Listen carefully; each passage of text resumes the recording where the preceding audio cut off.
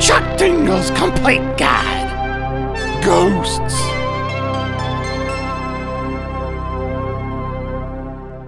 I'll come right out and say it. I'm scared of the lonesome train.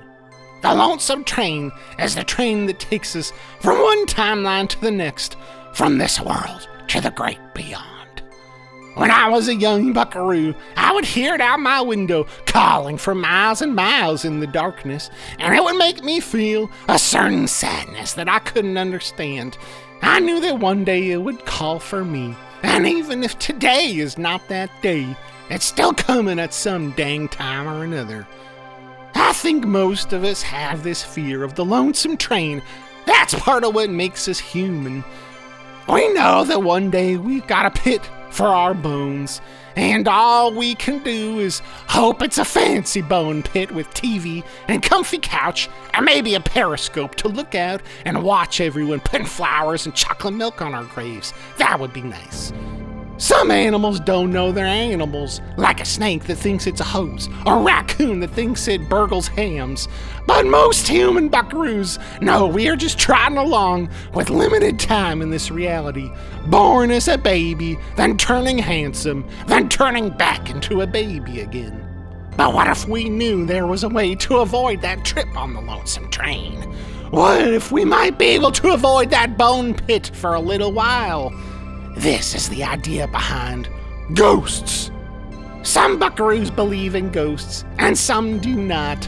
But these stories have been passed from generation to generation, sometimes by the fireside on a dark and stormy night, and sometimes at the office after a very hot date with a spirit who was hung as heck.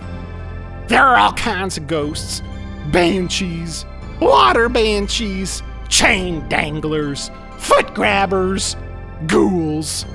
Goblins can be ghosts too, especially if they disappear and leave you feeling a cold chill, like somebody put ice in your shoes. One of the most famous kind of ghosts is a poltergeist, who shows up when you try to redesign a house they used to live in. Poltergeists try to redesign it back, but they don't have hands anymore, so it's hard for them to move things around, and they just end up knocking over everything. Dang! Another popular ghost type is orb, which is a ball of light floating in the dark. It just kind of dances around, then flies away. I don't know about that one.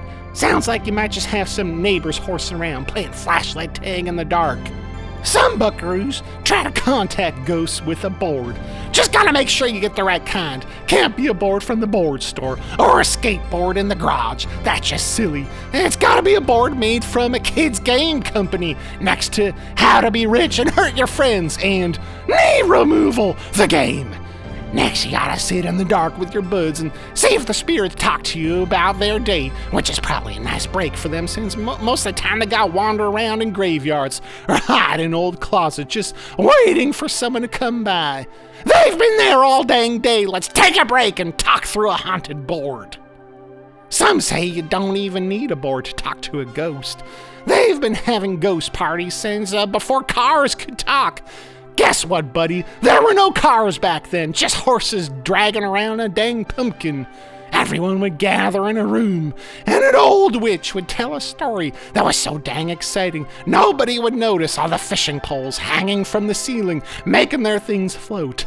Every night would end with the witch throwing up a blanket. I don't really know why. I guess it's because it was late and time for bed.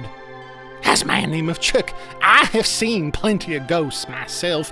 One of them lives in my wall, and another one is my wife who projects herself from the bottom of the frozen lake.